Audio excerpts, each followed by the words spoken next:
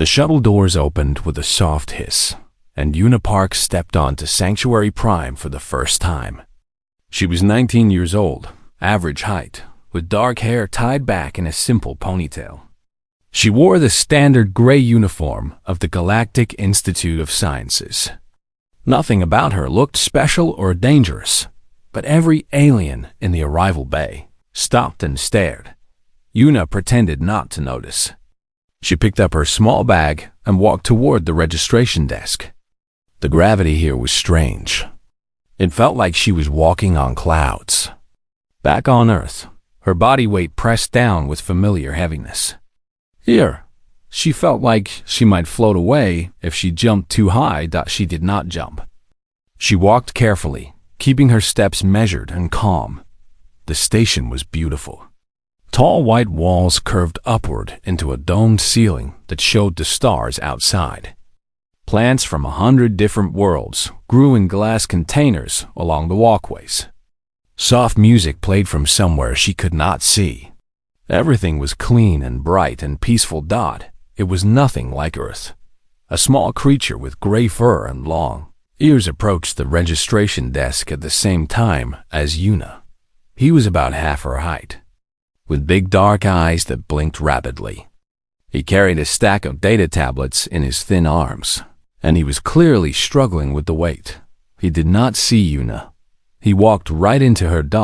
The tablets went flying.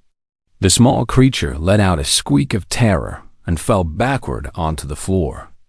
He looked up at Una with eyes full of pure fear, as if he expected her to attack him. Una crouched down slowly. She picked up the tablets one by one and stacked them neatly. Then she offered her hand to help him up. The creature stared at her hand like it was a weapon. "It is okay," Una said softly. "I will not hurt you." He did not take her hand. He scrambled to his feet on his own, grabbed his tablets, and bowed several times very quickly. "I am sorry. I am so sorry. Please forgive me. I did not mean to touch you." "Please do not. It is fine," Una said. She smiled gently. "What is your name?" The creature blinked. He seemed confused that she was asking instead of attacking. "Tylo?" he said quietly. "My name is Tylo. I am a Finari. First-year student." "I am Una. I am also a first-year student." "It is nice to meet you, Tylo." Tylo's ears twitched. He looked at her with wonder and confusion mixed together. "You are the human," he whispered. "The one from the Deathworld." Una nodded. "Yes, I am from Earth." Tylo took a small step backward. Then he stopped himself. He looked embarrassed. "I am sorry," he said. "I have heard stories about your world, about your people. They say humans are dangerous." "Some humans are dangerous," Una agreed. "But I'm just a student, like you." She walked to the registration desk and presented her documents. The alien behind the desk was tall and thin, with blue skin and 4 arms. He processed her information without looking at her face. His hands were shaking slightly. Una received her room assignment, her class schedule, and a small map of the station. She thanked the worker politely and turned to leave. Tylo was still standing there, watching her. "Why are you here?" he asked suddenly. "Why would a human leave Earth? Your world has everything. Oceans and mountains and forests. Why come here?" Una thought about the question. She thought about her home in Korea, about the green hills and the busy cities and the smell of rain in summer. She thought about her sister Hana, who had sent her off with a tight hug and a whispered warning to be careful. "I want to learn," Una said simply.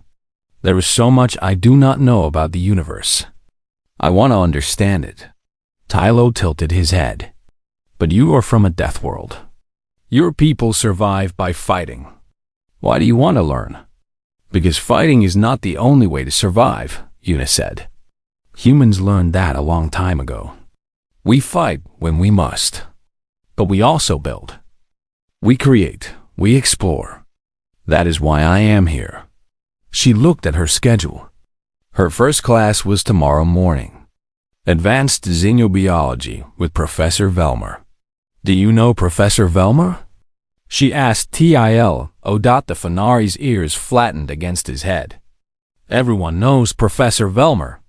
He is the head of the Xenobiology department. He is very smart. Very respected. Tylo paused. Very harsh. Harsh? He does not like species from hostile worlds. He thinks they are primitive, less evolved. He has said many times that Deathworlders should not be allowed in the Institute. Yuna absorbed this information calmly. I see. You should be careful, Tylo said. He will not be kind to you. Yuna nodded. Thank you for telling me. She began walking toward the dormitory section. After a moment, she heard small footsteps behind her. Tylo was following at a safe distance, still watching her with curious eyes. Tylo, she said without turning around. Would you like to walk with me? I do not know this place very well. It would help to have a guide. The Fanari stopped. His ears perked up slightly. You want me to walk with you? If you want to. There was a long pause. Then Tylo hurried forward until he was beside her, though he kept an arm's length of distance between them. Okay, he said quietly. I will show you where the dormitories are. They walked together through the bright hallways of Sanctuary Prime. Other students watched them pass. They whispered to each other and pointed at the human girl who walked so calmly through their world. Yuna ignored them all. She looked at the stars through the glass ceiling and thought about tomorrow. She did not know what Professor Velmer would say to her. She did not know what challenges waited ahead. But she had survived 19 years on Earth. She had survived hurricanes and earthquakes and the world that tried to kill her every single day. She could survive one professor. The lecture hall was enormous. 200 seats rose up in curved rows, all facing a central stage where Professor Velmer stood behind a floating holographic display. The ceiling was high and dark, with small lights that looked like distant stars. Yuna arrived early. She found a seat in the middle section, not too close to the front, not too far in the back. She placed her notebook on the desk and waited quietly. Other students filed in slowly. They sat in groups, talking and laughing with each other. But when they noticed Yuna, the talking stopped. They moved to seats far away from her, leaving empty chairs on all sides. Yuna did not react. She simply waited. Til appeared at the end of her row. He hesitated for a moment, looking at the empty seats around her. Then he took a deep breath and walked over to sit beside her. Good morning, Yuna said. Good morning, Tylo replied. His voice was a little shaky. I thought you might want some company. Thank you. That is kind. Before they could say more, the lights dimmed. Professor Velmer stepped forward into a spotlight. He was tall and thin, with a hard shell covering his body like armor. His species was called Kelthari. They had 4 arms, 2 legs, and compound eyes that reflected light like black mirrors. His voice was sharp and clicking, translated by a small device on his collar. Welcome to Advanced Xenobiology, he said. In this class, you will learn about the diversity of life in our galaxy. You will study how species evolve, adapt, and survive. You will understand why some species thrive and why others fail. He pressed a button and a holographic image appeared in the air. It showed a barren planet with dead trees and dry rivers. This is Phoenix 7. 100 years ago, it was home to a thriving civilization. Today, it is empty. The species that lived there could not adapt to climate change. They went extinct. He changed the image. Now it showed a lush green world with tall mountains and blue oceans. This is Valoria Prime, home to the Valorian people. They faced the same climate challenges, but they adapted. They evolved. They survived. He paused and let his compound eyes scan the room. Evolution rewards intelligence. It rewards planning. It rewards cooperation. Species that develop these traits flourish. Species that do not. He made a clicking sound that might have been a laugh. Species that do not are evolutionary dead ends. He pressed another button. The hologram changed again. Now it showed Earth. Una felt her stomach tighten. She kept her face calm. And then we have worlds like this, Velmer said. His voice dripped with contempt. Class 7 Deathworlds. Planets so hostile, so violent, that any species living there must devote all its energy simply to not dying. The image zoomed in. It showed a hurricane spinning across an ocean. Then a volcano erupting with rivers of fire. Then a pack of wolves hunting in deep snow. Then a shark rising from dark water with its mouth full of teeth. These worlds produce creatures of brute strength and animal cunning, Velmer continued. They fight. They hunt. They kill. But they do not create. They do not build. They do not think beyond their next meal. He turned and looked directly at Una. We have a special guest today. A specimen from one of these death worlds. The first human ever admitted to this institute. Every eye in the room turned to look at her. Una said nothing. She sat perfectly still. Velmer smiled. At least, his mandibles moved in a way that might have been a smile. Tell me, human, on your world, did your kind develop science? Or did you simply hit things until they stopped moving? Some students laughed. Others looked uncomfortable. Una considered the question. Then she spoke, her voice calm and clear. We developed both, Professor. Humans learn to think and to fight. We found that both skills are useful for survival. Velmer's compound eyes glittered. Both skills. How charming. But surely one came before the other. Your ancestors were predators, yes? Hunters? They killed other animals for food. Yes, and they fought each other. Your history is full of wars. Millions dead. Cities burned. Entire civilizations destroyed. Yes, so violence is in your blood. In your DNA. It is what you are. Una met his gaze without flinching. Violence is part of what we are. But it is not all of what we are. Humans also paint pictures. We write poetry. We build hospitals to heal the sick. We send ships to explore the stars. We are more than our violence, Professor. Velmer waved one of his arms dismissively. Pretty words. But words do not change biology. You are a product of your world. And your world is a nightmare. He pulled up more images. Earthquakes splitting the ground. Tsunamis swallowing cities. Insects carrying deadly diseases. Poisonous plants. Venomous snakes. Bacteria that could kill in hours. How anything survives on Earth is a mystery, Velmer said. Perhaps natural selection simply has not finished weeding out the humans yet. More laughter from the class. Louder this time. Tilo leaned close to Una. His voice was barely a whisper. How can you just sit there? Are you not angry? Una glanced at him. Her expression was peaceful. He is not wrong about Earth, she said quietly. He is just wrong about what that means. Velmer noticed them whispering. His eyes narrowed. Am I boring you, human? Perhaps you would prefer a more practical lesson? He pressed a button and new text appeared on the holographic display.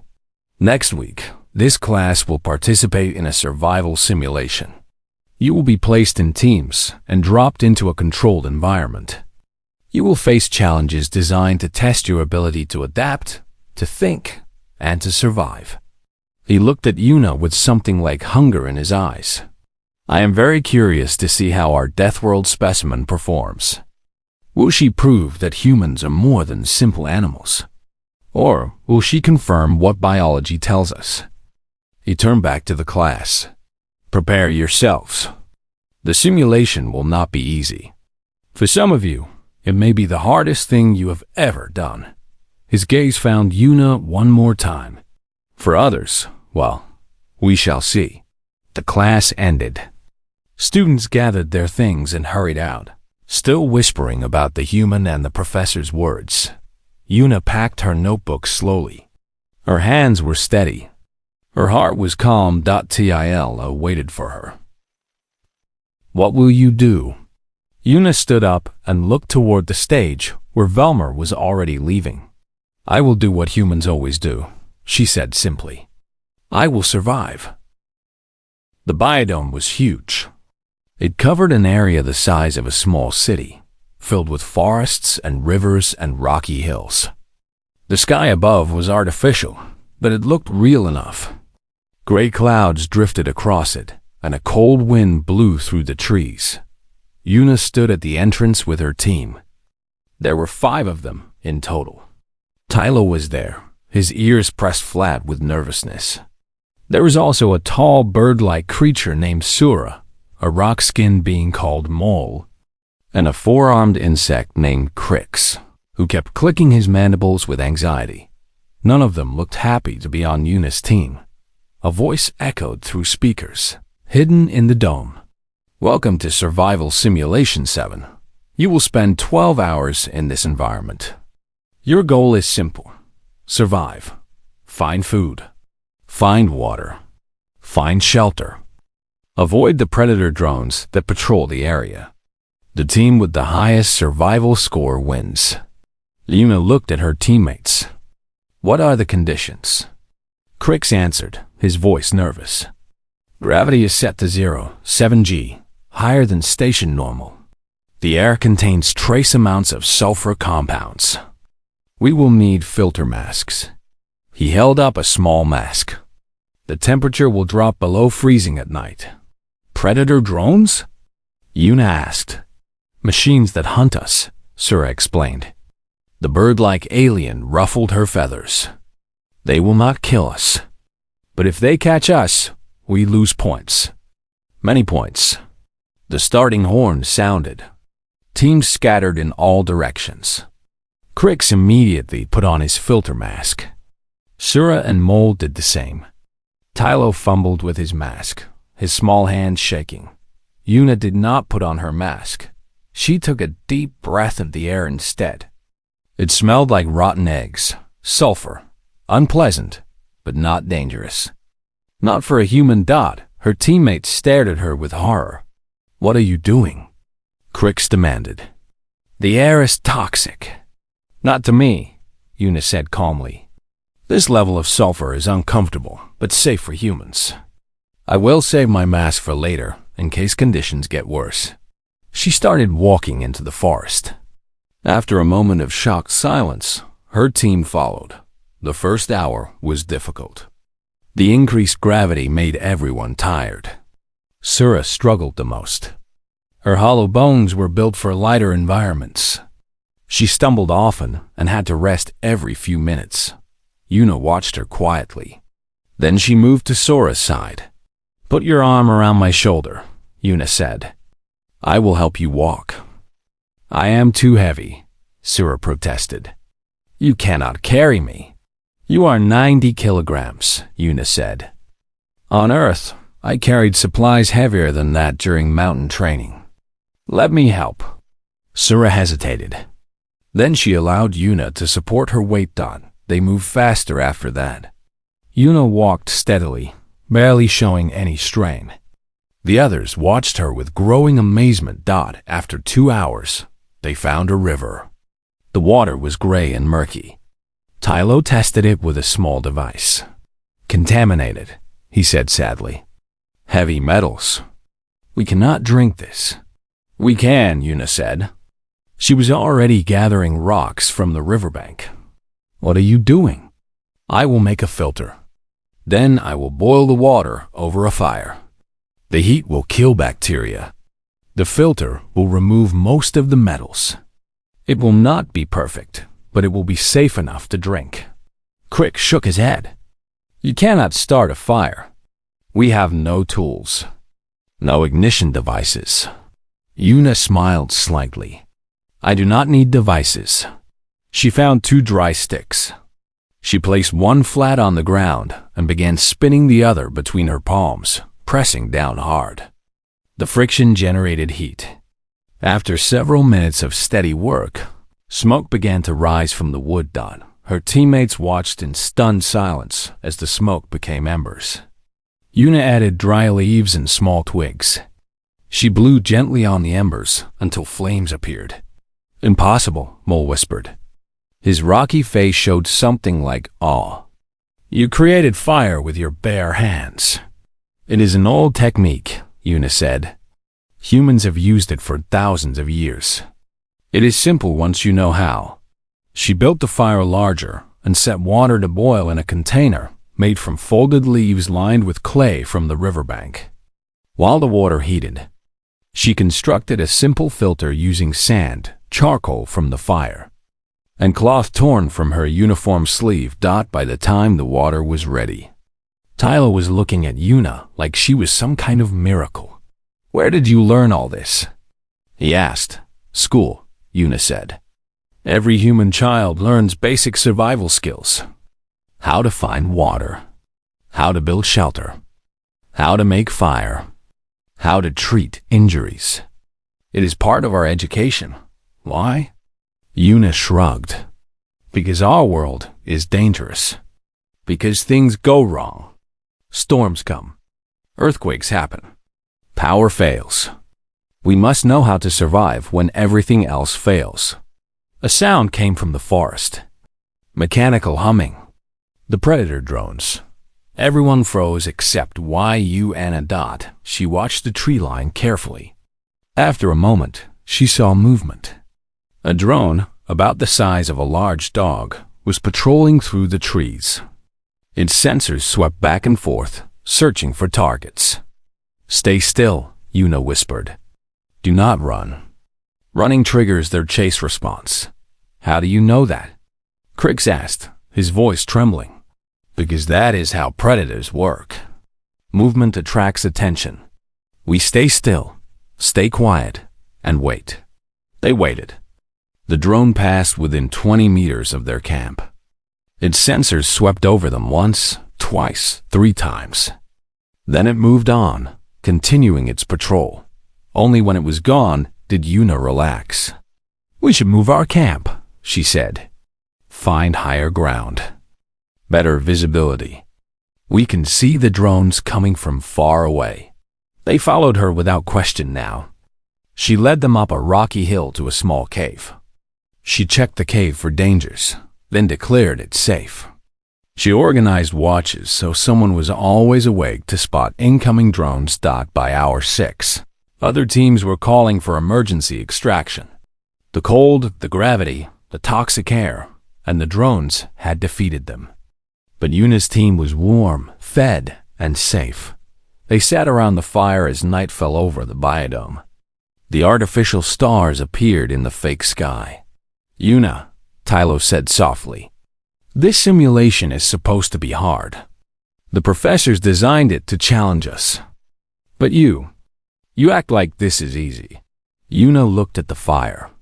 Its light danced in her dark eyes. Tylo, she said, this environment is set to conditions that are difficult for most species. But for a human, this is mild. On Earth, I have camped in places far more dangerous than this. I have climbed mountains where the air was thin and the cold could kill in hours. I have swum in oceans filled with creatures that would eat me if I was not careful. She poked the fire with a stick. This simulation is meant to be a challenge. For me, it is almost like a vacation. In the control room high above the biodome, Professor Velmer watched the live footage from dozens of cameras. He saw teams failing, surrendering, calling for help, and he saw Yuna's team thriving. He watched the human girl make fire with her bare hands. He watched her carry an alien twice her size without complaint. He watched her purify water, build shelter, and avoid predators with an ease that should have been impossible. His compound eyes reflected the screens. And for the first time since the simulation began, he was not smiling. The results were announced 3 days after the simulation ended. Yuna's team had achieved the highest survival score in Institute history. Not just for this year. Not just for this decade. The highest score ever recorded since the simulation program began over 200 years ago. The news spread across the station like fire. Videos of Yuna making fire with her hands, carrying Sura up hills, and calmly avoiding drones were shared millions of times on the Galactic network. Aliens from distant worlds watched a small human girl do impossible things as if they were nothing. Professor Velmer watched the news from his office. His compound eyes reflected the endless stream of footage, the comments praising the human, the questions about what other abilities Deathworlders might have. He did not sleep that night. The next day, he called an emergency class session. The lecture hall was packed. Every seat was filled. Students who were not even enrolled in xenobiology came to watch. They had heard rumors about what the professor planned to do. Yuna arrived on time as always. She took her usual seat. Tylo sat beside her, looking nervous. "I have a bad feeling about this," Tylo whispered. "It will be fine," Yuna said calmly. Professor Velmer stepped onto the stage. His movements were stiff, his voice sharp. "Before we begin today's lesson, there is a matter we must address." He looked directly at Yuna. "The results of the survival simulation have raised some questions." The room went silent. The human student achieved results that are statistically improbable. No unmodified organic being should be capable of what she demonstrated. He paused. "Unless she is not unmodified." Whispers spread through the room. "I am formally requesting that the human submit to a full biological scan.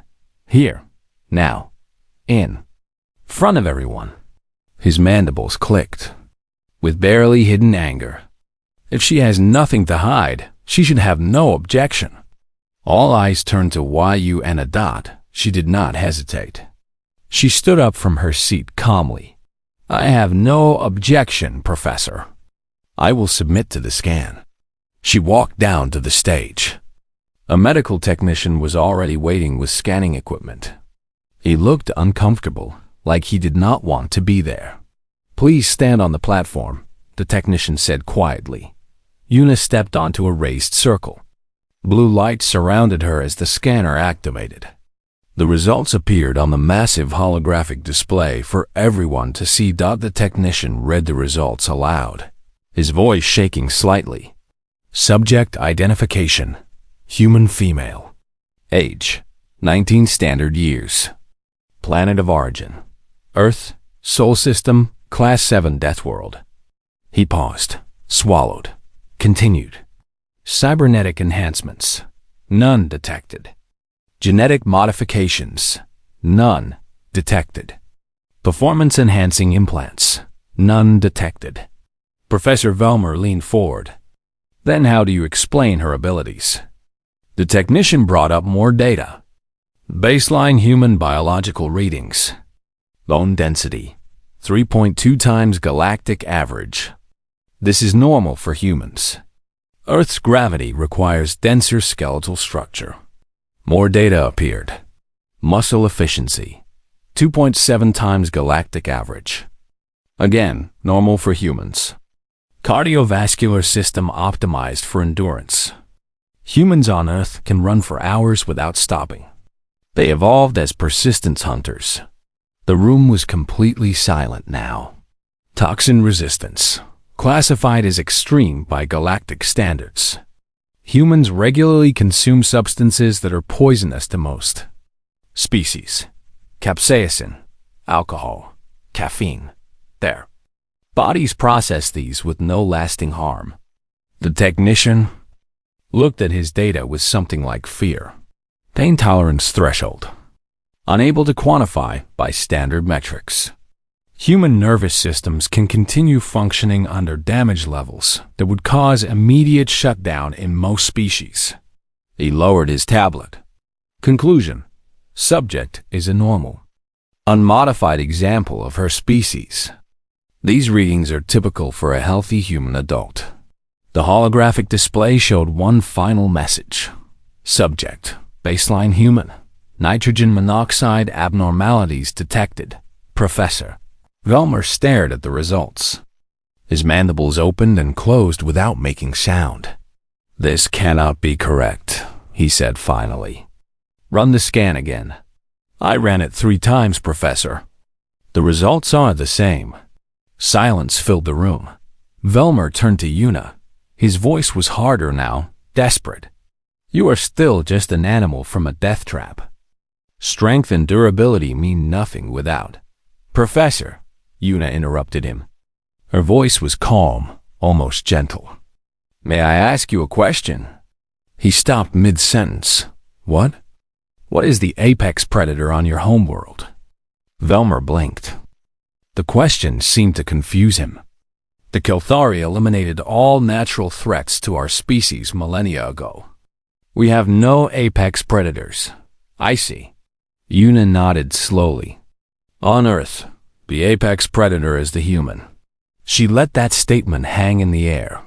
We did not eliminate the threats on our world, Professor. We could not. Earth was too dangerous, too unpredictable. Earthquakes, volcanoes, ice ages, plagues, predators in every environment. We could not make Earth safe. She looked out at the audience of alien students, all watching her with wide eyes. So we adapted instead. We became stronger, faster, more resilient.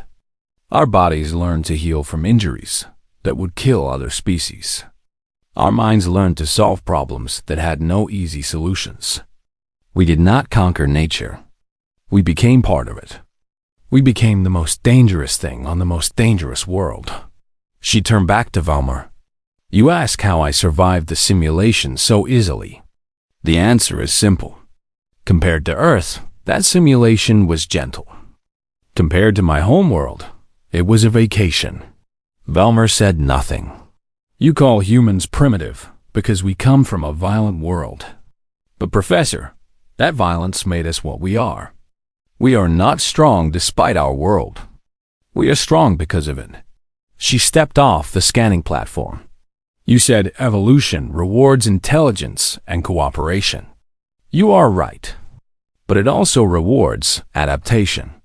It rewards the ability to survive anything, anywhere, no matter the cost. That is what Earth taught us. That is what humans are. She walked back toward her seat. Then she stopped and looked over her shoulder. Now, I believe you were discussing evolutionary dead ends, Professor. Would you like to continue the lesson? Professor Velmer stood on the stage. 200 students watched him, waiting for a response. He had nothing to say. For the first time in his 200-year career, he dismissed class early. The students filed out in stunned silence. Many looked at Una with new eyes. Not fear this time. Something closer to awe.t. Ilo waited for Una by the door. His ears were standing straight up with excitement. That was incredible, he breathed. I just told the truth, Una said simply. She started walking toward the dormitories. But you made him look like a fool. No, Una shook her head. I showed him he was wrong. There is a difference. She looked back at the lecture hall one more time. Everyone deserves a chance to learn. Even professors.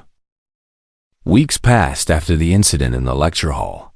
The video of Una confronting Professor Velmer spread across the galaxy. It was watched billions of times. News networks discussed it. Scientists debated it. Politicians talked about what it meant for relations with Earth. But on Sanctuary Prime, life continued. Yua went to her classes.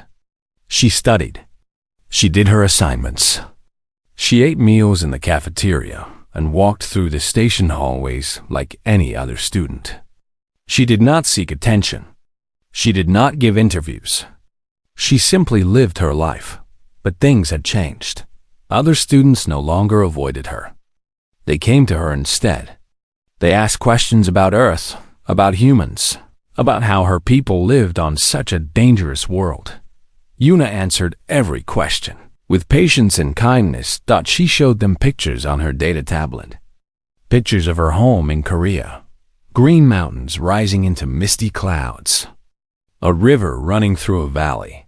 A city skyline at night, bright with a million lights. This is where I grew up, she told them. It is beautiful, even though the earth shakes sometimes. Even though storms come from the sea. We built our homes there anyway. We made it our home. She showed them pictures of her family. Her mother and father, smiling at a dinner table covered with food. Her older sister Hana in her military uniform, looking serious and proud. Humans do not just survive, Yuna explained. We love. We laugh. We cry. We dream. Our world is dangerous, but we live full lives anyway. Maybe we live fuller lives because we know how precious each day is. The students listened. They learned .til became Yuna's constant companion. The small Fanari who had once been terrified of her now walked beside her with pride. He introduced her to his friends. He helped translate when her galactic standard was not perfect. He defended her when others said unkind things. She is my friend, he would say firmly. And she is the bravest person I know. Professor Velmer did not appear in public for several days after the confrontation. Rumors spread that he had requested a leave of absence. Some said he was ashamed. Others said he was angry. No one knew for certain, but his classes continued. His substitute teachers taught from his notes. And quietly, without announcement, the curriculum changed. The section on evolutionary dead ends was removed. In its place was a new section, Case Studies in Extreme Adaptation. Earth was listed as the primary example. The new lessons talked about how humans survived ice ages by making clothing and building fires. How they crossed oceans in wooden boats. How they climbed the highest mountains and dove to the bottom of the sea. How they built machines that let them fly and ships that took them to the stars. The lessons talked about human resilience, human creativity, human hope. It was not an apology, but it was an acknowledgement. One evening, Yuna received a message on her tablet. The sender was Professor Velmer. The message was simple. I would like to speak with you. My office, tonight, if you are willing. Yuna looked at the message for a long time. Then she told Tylo she would see him tomorrow and walked to the faculty wing. Velmer's office was dark and quiet. Shelves lined the walls, filled with specimens in glass jars and books in alien languages. The professor sat behind a large desk, his compound eyes reflecting the light from a single lamp. He looked smaller than Yuna remembered. Older, tired. Thank you for coming, he said. His voice was softer than it had been in class. You asked to see me. Yes, he gestured to a chair. Please, sit. Yuna sat. She waited. Velmer was silent for a long moment. When he spoke, his words came slowly, as if each one cost him effort. I have been a professor for 200 years. In all that time, I believed I understood evolution. I believed I understood which species were superior and which were inferior. I believed intelligence was the highest measure of worth. He looked at Yuna. You showed me I was wrong. Not by defeating me. Not by proving you were smarter or faster or stronger. But by simply being what you are. You showed me that my understanding was incomplete. Yuna said nothing. She simply listened. I was afraid of you, Velmer continued. Not because you are dangerous. Because you challenged everything I believed. You are from a world that should have destroyed your species long ago. But instead, it made you into something remarkable. something I do not fully understand. He picked up a data tablet from his desk. I have been reading about Earth, about human history, about your wars and your plagues and your natural disasters, and about what your people built anyway.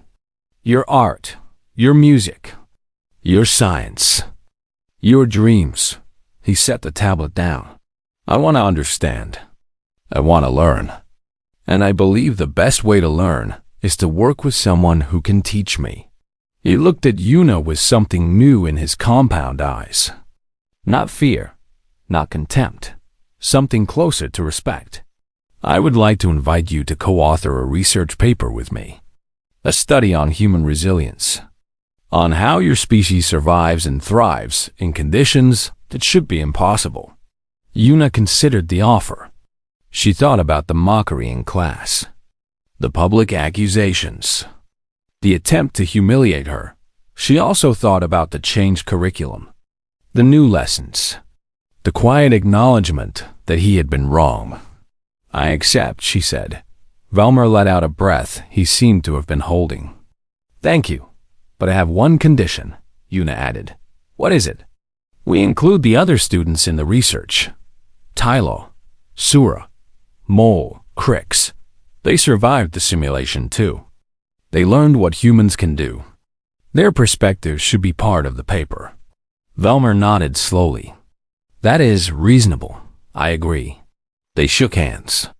Or rather, Velmer extended one of his 4 hands, and Yuna took it. His shell was cold and hard against her warm skin. I do not think I will ever fully understand humans, Velmer said. But I would like to try. Yuna smiled. That is all any of us can do. Try to understand each other. She left his office and walked back to her dormitory. The station hallways were quiet at night. The artificial stars glowed through the windows dot outside the dormitory. Tylo was waiting. He had not gone to bed. He had waited to make sure she was safe. What happened? He asked. What did he want? Yuna told him about the research paper, about Velmer's words, about the invitation to work together. Tylo's ears perked up with surprise. He wants to learn? From you? From all of us? Yuna said. He wants to understand. That is the first step. They walked into the dormitory together. The lights dimmed automatically as they entered. Yuna, Tylo said quietly, do you think things will really change? Do you think aliens will stop being afraid of humans? Yuna thought about the question. She thought about her home, about her family, about the billions of humans living on Earth, unaware that their reputation was being rebuilt across the stars by a single quiet girl. Fear comes from not understanding, she said. The more they learn about us, the less they will fear us. It takes time. But yes, I think things will change. She looked out the window at the stars. Humans have survived everything our world threw at us. Ice ages, plagues, wars, disasters. We survived because we never gave up. We never stopped hoping for a better future. She turned to Tylo and smiled. The galaxy is bigger than Earth, but it is not more frightening. And humans do not stop trying just because something is hard. Somewhere far away, across the endless void of space, Earth continued its ancient dance around the sun. Oceans crashed against shores. Mountains stood tall against the sky. Storms came and went. Life persisted and on Sanctuary Prime. One small human girl had changed how the galaxy saw her entire species. Not through violence, not through conquest, but through patience, kindness, and the quiet strength that humans carried in their bones. The stars watched, as they always did, and they wondered what humans would do next.